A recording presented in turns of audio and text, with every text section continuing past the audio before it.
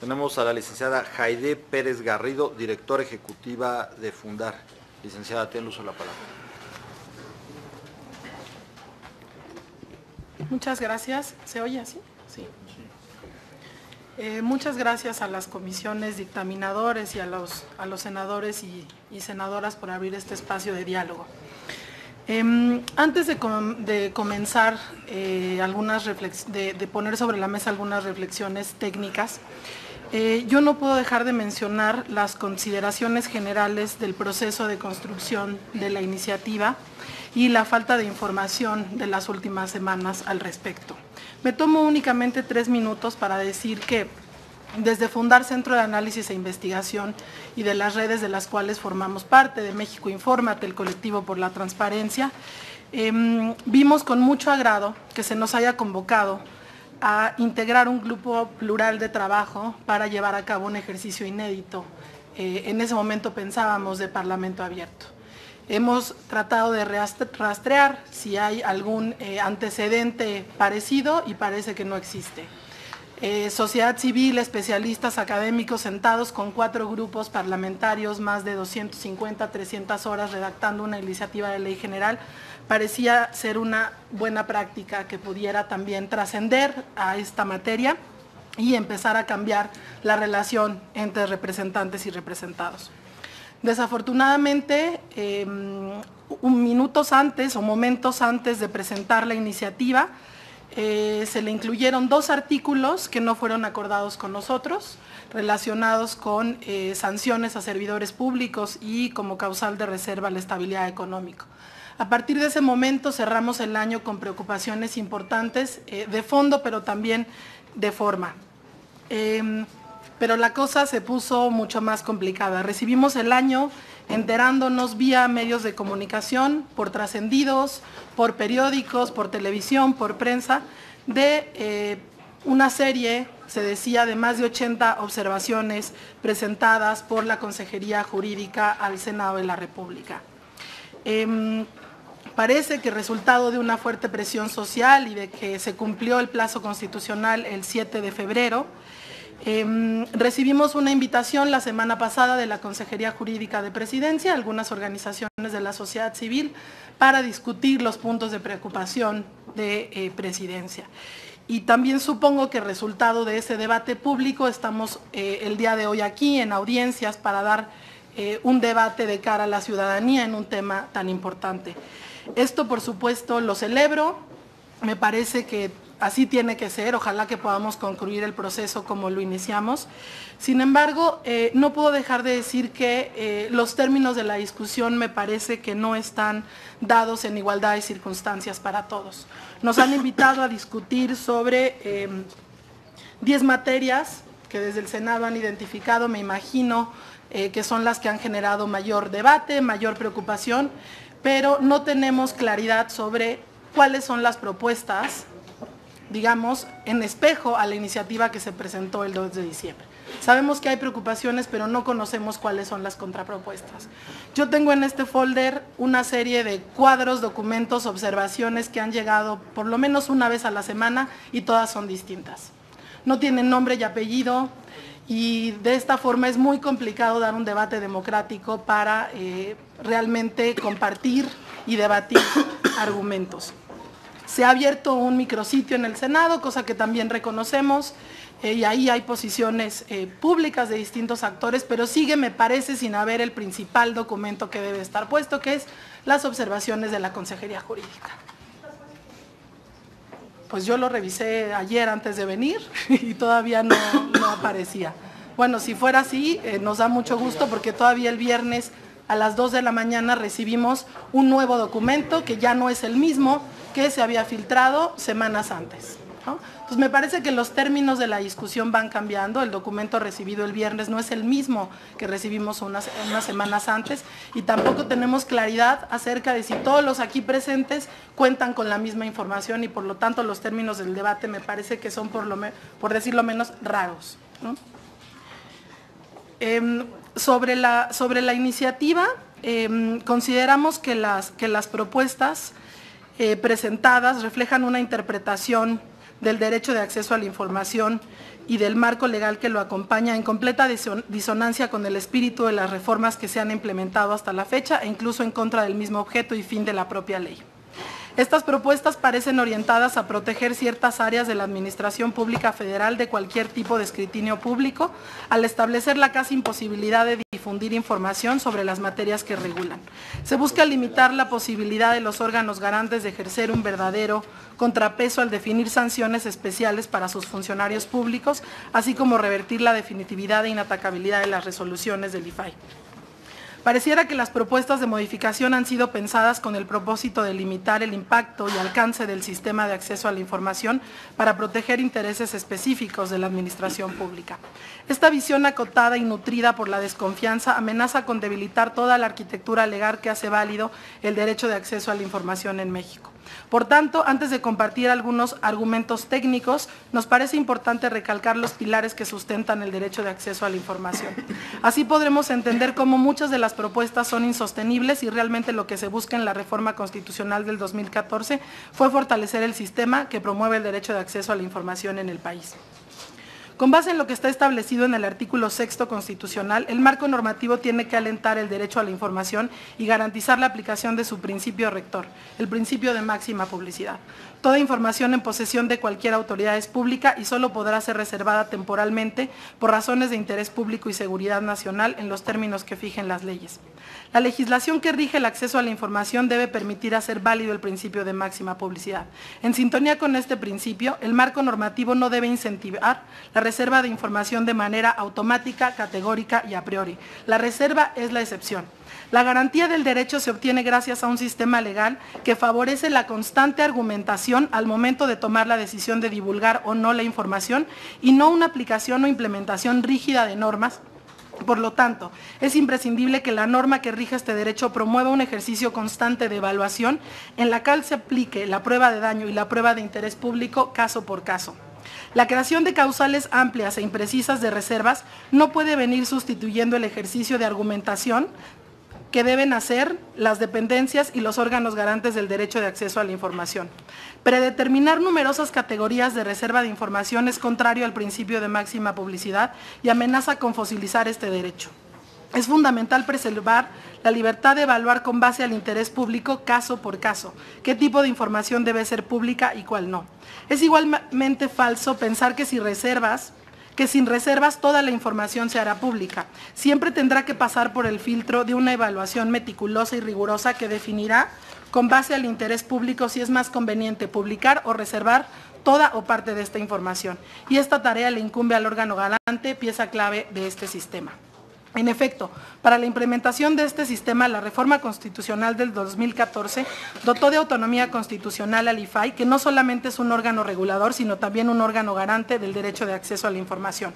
Para cumplir con este mandato es de suma importancia que la legislación sea acorde a estas facultades sin que se establezcan obstáculos a su desempeño. No creo que me dé tiempo de tocar todos los temas, pero quiero empezar con un tema que no está enlistado en los 10 puntos que nos pidieron o que nos pusieron sobre la mesa para discutir. Tiene que ver con la presunción de existencia de información y la obligación a generarla. Son artículos 19, 24, 43, 138 y 207. Efectivamente, existe la presunción de que la información debe existir si se refiere a las facultades, competencias y funciones de los ordenamientos jurídicos aplicables, que los ordenamientos jurídicos aplicables otorguen a los sujetos obligados. La obligación de documentar la acción gubernamental no solo se vincula con la plena satisfacción del derecho de acceso a la información, sino también permite eficientar la gestión pública, mejorar la toma de decisiones y proveer elementos sustantivos para evaluaciones del quehacer gubernamental. A pesar de lo anterior, uno de los principales problemas del sistema de acceso a la información, identificado a partir de 12 años del ejercicio del derecho en México, es justamente la declaratoria de inexistencia de información. De acuerdo con datos del IFAI, del año 2010 al 2014, suman 31.455 respuestas que declaran la inexistencia de información solicitada a nivel federal. Desde 2010, cada año más de 5.000 solicitudes se responden con declaratoria de inexistencia de información. La declaratoria de inexistencia puede revelar 3 problemas. Primero, que los funcionarios se resisten a entregar información con la que efectivamente cuentan y que por sus características debería ser pública. Segundo, que los sujetos obligados no cumplen con la obligación de documentar sus procesos y toma de decisiones. Tercero, que la autoridad no está cumpliendo con sus responsabilidades y facultades. En cualquiera de estas 3 posibilidades, el escenario es preocupante y termina violando el derecho de acceso a la información, ya sea porque no se entrega la información a pesar de contar con ella, porque no se documenta la acción gubernamental o porque no se cumple con las facultades, competencias y funciones que la norma otorga a los sujetos obligados. Sin embargo, el marco normativo vigente no permite que el órgano garante del derecho detecte qué tipo de problemática se actualiza en cada declaratoria de inexistencia. En el caso de que se interponga un recurso de revisión, el órgano garante solo puede obligar a una búsqueda exhaustiva de la información.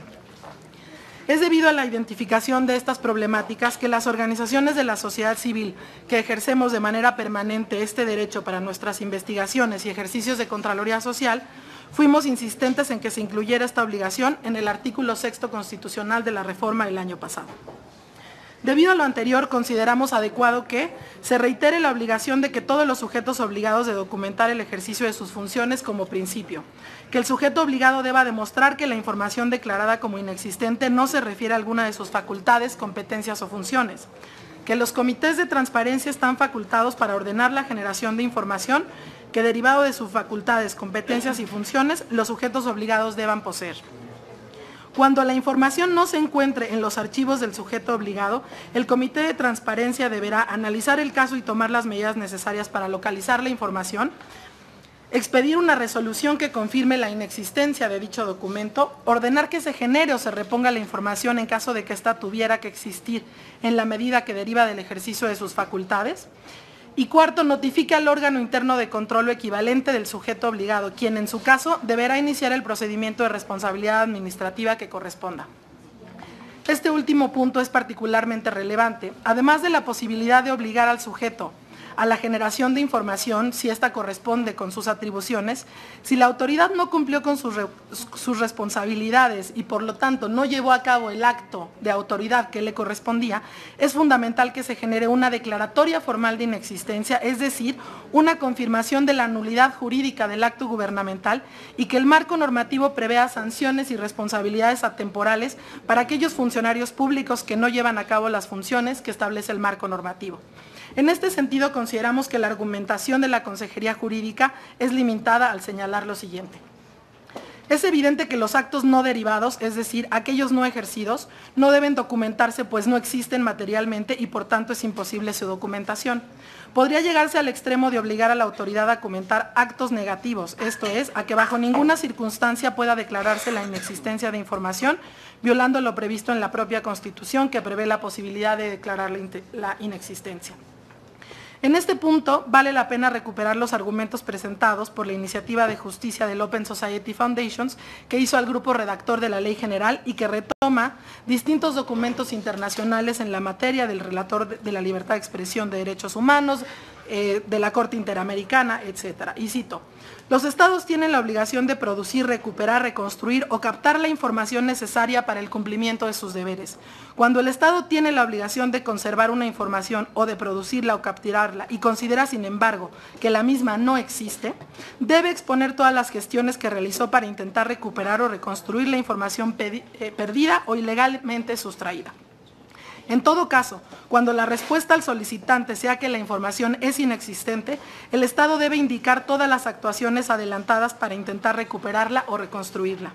Considerando que el Estado cuenta con el acceso exclusivo a la información gubernamental y que es su obligación documentar todas y cada una de estas acciones, es obligación también del Estado la generación o reconstrucción de aquella información que no hubiese sido localizada, al menos en aquellos casos en los que se presuma que la información se relaciona con las competencias del sujeto obligado y especialmente en aquellos casos en los que el Estado hubiere estado implicado en la violación de derechos humanos. Esto está relacionado, como ya mencionaba Ana Cristina, profundamente con el derecho a la verdad y la justicia. De las 33 leyes de transparencia que existen en México, 12 contemplan como obligación de los sujetos obligados documentar todo acto que derive de sus funciones. De estas 12 leyes, 9 incluso obligan a que cualquier acto deliberado sea documentado. 2 leyes van más allá de solamente contemplar como obligación que se documenten las acciones gubernamentales y facultan a sus órganos garantes de la transparencia para que dentro de sus resoluciones puedan obligar a la generación de información cuando se determine que esta deriva de sus funciones, obligaciones y competencias. Es decir, las regulaciones estatales están rebasando a la propia ley general, son regulaciones más progresistas en términos de la protección del derecho. Otro punto que tampoco está mencionado en los que nos invitan a compartir tiene que ver con la transparencia de las declaraciones patrimoniales, un punto que también hemos impulsado mucho desde Fundar y que en este contexto que vive el país nos parece central. Las declaraciones patrimoniales y de interés son instrumentos importantes para la transparencia y la rendición de cuentas. Por un lado, permiten conocer el estado financiero de los servidores públicos. Por el otro, facilitan la identificación de los cambios en su situación patrimonial, lo que habilita la prevención y la detección de delitos asociados a la corrupción. Las declaraciones patrimoniales contienen elementos para analizar las razones y motivaciones de los funcionarios al involucrarse en algún asunto en particular, de modo tal que posibilita la evaluación de sus decisiones y la detección de casos de conflicto de interés. En la iniciativa se propone como obligación de transparencia una versión pública la cual protege la información confidencial y mantiene a salvo el derecho constitucional de conocer el resto de información que es de acceso público. En México ya existen normas que garantizan el acceso a la información patrimonial de los servidores públicos. En Aguascalientes, la Ley de Transparencia y Acceso a la Información estipula que no se considera información confidencial el informe de situación patrimonial de los servidores públicos, artículo 19.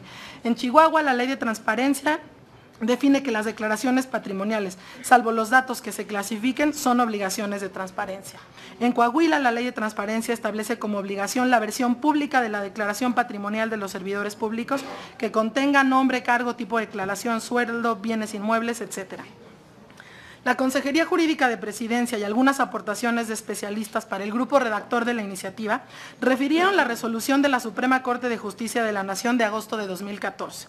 Al respecto hay que señalar que la Corte se pronunció a favor de la constitucionalidad del párrafo tercero del artículo 40 de la Ley Federal de Responsabilidades Administrativas de los Servidores Públicos, que a la letra dice: la publicación de la información relativa a la situación patrimonial será siempre y cuando se cuente con la autorización previa y específica del servidor público de que se trate. Sin embargo, esto no implica lógicamente lo contrario, es decir, que la publicación de esta información sea contraria a la Constitución. La resolución no se pronunció sobre las razones específicas de considerar confidencial toda la información contenida en las declaraciones patrimoniales de los servidores públicos. Tampoco hubo referencia o conclusión sobre el doble estándar de los servidores públicos, es decir, a la menor resistencia normativa que tienen en su derecho a la intimidad y al honor. Durante la primera discusión, el ministro Gutiérrez Ortiz Mena argumentó que deben precisarse los límites del derecho de acceso a la información, lo que encuentra precisamente en la protección de los datos personales, los cuales, aunque estén en manos de la autoridad, no por ello pierden su carácter. Pero al mismo tiempo afirmó que no puede ejercerse un derecho fundamental en perjuicio de otro derecho si no media una causa proporcionada e idónea que así lo justifique.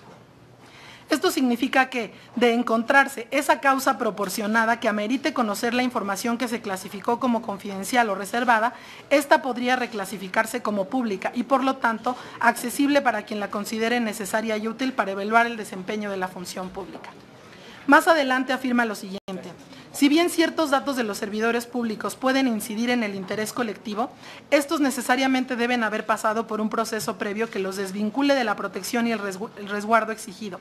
Además, para considerar que el dato personal del servidor público es adecuado para ser publicitado, primeramente debe ser útil, esto es, funcional para en realidad servir para el control de la función pública, lo que implica que previamente habrá de clasificarse esa utilidad y cualidad de acusado para ser susceptible de ser publicitado. Esto es, la protección de datos personales solo encuentra una justificación para ser desprotegida y de este modo resulta adecuada para el ciudadano en el ejercicio de su derecho de acceso a la información cuando ésta previamente ha sufrido un proceso que verifique su desincorporación de lo privado al ámbito público, esto es, su adecuación. Debido a la relevancia que tiene en el caso de la evolución patrimonial, no justificar incrementos indebidos que puedan inferir el mal uso del gasto público. El ministro Gutiérrez Gutiérrez también expuso que antes de la publicitación de los datos se deben valorar si esa información tiene el potencial de proveer de elementos que permitan conocer si hubo algún incumplimiento o acto que pudiera derivar en la imputación de responsabilidades administrativas. De nuevo, aparece la idea de que sí es posible encontrar una razón justificada para que un dato se considere como confidencial, pueda clasificarse como información justificada. Por último, según el ministro Franco, el umbral de protección de los datos personales de quienes desempeñan responsabilidades públicas tiene menos resistencia normativa general que el que asiste a los ciudadanos ordinarios, pero no hay constitucional, legal e inclusive convencionalmente este umbral diferente.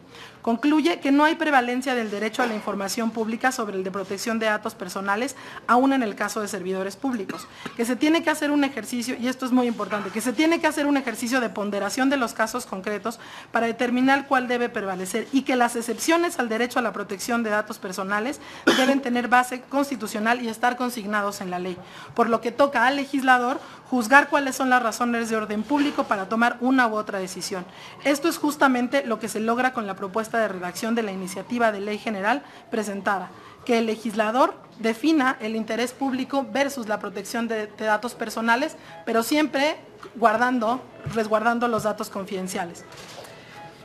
Es muy poco tiempo, me hubiera gustado hablar de fideicomisos, de créditos fiscales condonados y cancelados, de reservas de información por estabilidad económica, seguridad nacional, pero bueno, pues creo que aquí se pueden encontrar en un documento que les dejaremos todas nuestras consideraciones al respecto. Sobre las declaraciones patrimoniales, una última anotación. Hay gran cantidad de países que ya tienen establecidas la necesidad de publicar las declaraciones patrimoniales de los servidores públicos. Solo por mencionar algunos casos: Argentina, Bolivia, Brasil, Bulgaria, Chile, España, Etiopía, Indonesia, Letonia, Nicaragua, Georgia, Francia, Perú, Polonia, Sudáfrica. Es decir, si México, considero, quiere volver a estar en la punta de lanza, por lo menos en lo que corresponde al marco normativo e institucional, y de esta manera también ser consistente con la presidencia que actualmente ocupa en la Alianza para el Gobierno Abierto, una iniciativa en la que participan más de 60 naciones y que vendrán en octubre de este año a la cumbre anual en esta materia, consideramos que, y hacemos un llamado para que se retome el texto de la iniciativa presentada el 2 de diciembre, eliminando estos dos artículos que mencionaba al principio sobre estabilidad económica y sanciones a funcionarios públicos. De otra manera será muy difícil ser consistentes con lo que se dice en los hechos y con lo que se hace en la práctica. Muchas gracias, licenciada. Sí es importante